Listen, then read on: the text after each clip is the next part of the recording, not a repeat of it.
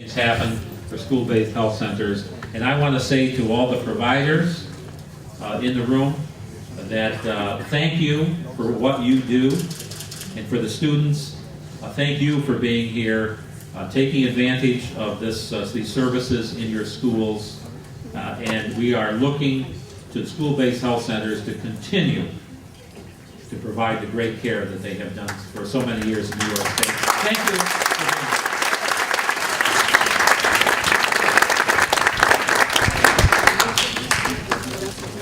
Thank you. And of course,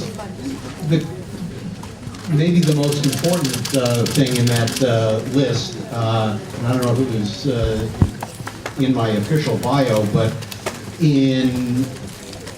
back in 1987, when I first became Health Committee Chair, a group of folks, I think a couple of whom are here today, took me on a tour of some school-based health centers in New York City. And it was love at first sight. And I have been fighting for school health centers ever since. And it occurred to me that, particularly for some of the younger students who might be here today or have been here on earlier occasions, I fell in love with school health clinics before your parents fell in love with each other. So just to put things in a little historic context. And as to where your family's history was when I was first elected in 1970, you can all figure that out.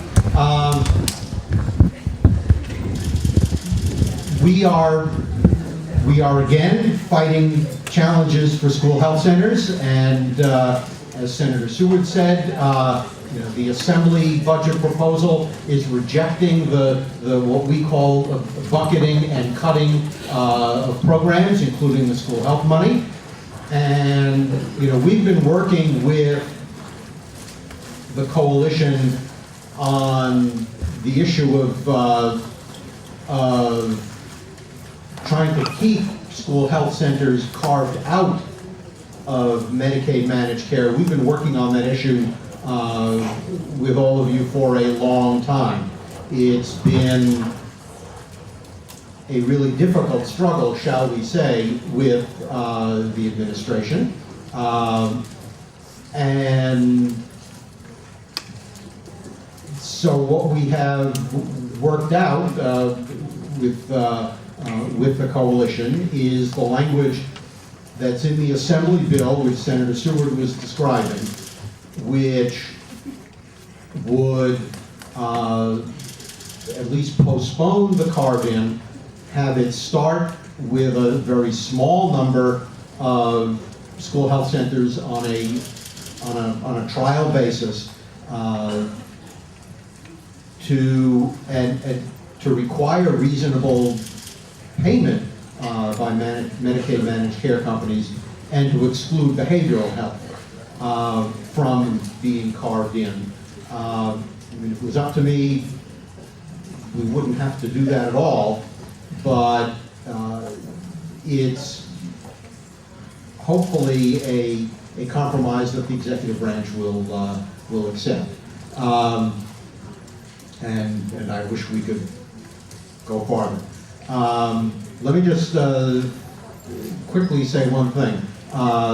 Mention was made of the New York Health Act, my bill to create a single-payer health system in New York. If that, and when that bill becomes law, all of you will have much less need to come to Albany to lobby about adequate funding for school health centers. However, I want you all to promise that you'll come anyway. Thank you.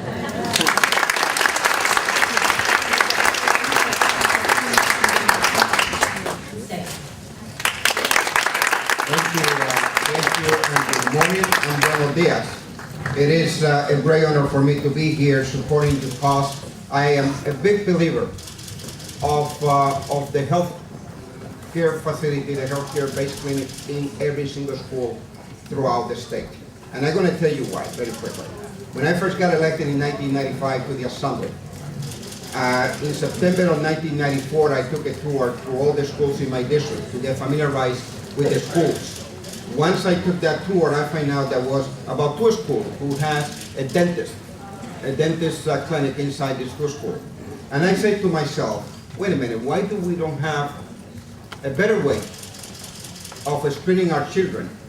And you know, for those of us who have children and grandchildren, they need to take what they call the physical exam in order immunization to go to the school. So I said, well, why we do not expand that a little bit? Expand it to the point where rather than the kids go to the doctor, that we can have these clinics inside the school, not just for physical exam, but that we can have an ENT doctor. Because, you know, 90% of the kids, I was part of that, I could not sit in the back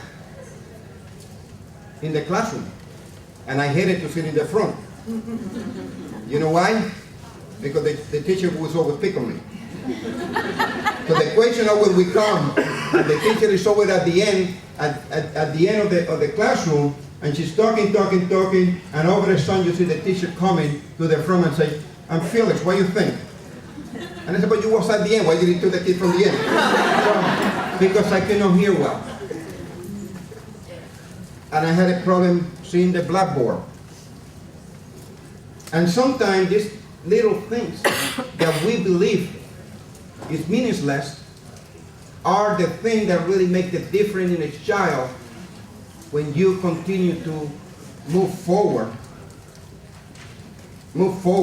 And that is also a clear example of one of my nieces who was identified when she was on the 8th grade that she had disability issues. Now, how can you go from 1st grade all the way to 8th grade without knowing that she cannot write and she cannot read? Well, two issues.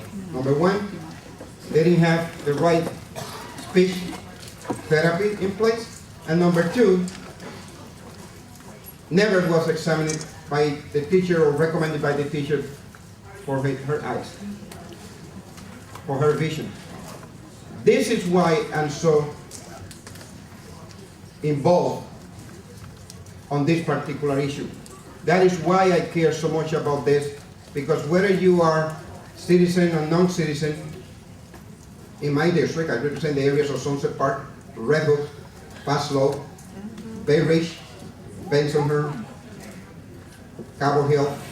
So whether you are in one of those catchment areas in my community, I want you to get the screen that is necessary in order for you to know what do you have, and the parents to have an idea how can they deal with and develop a plan of action.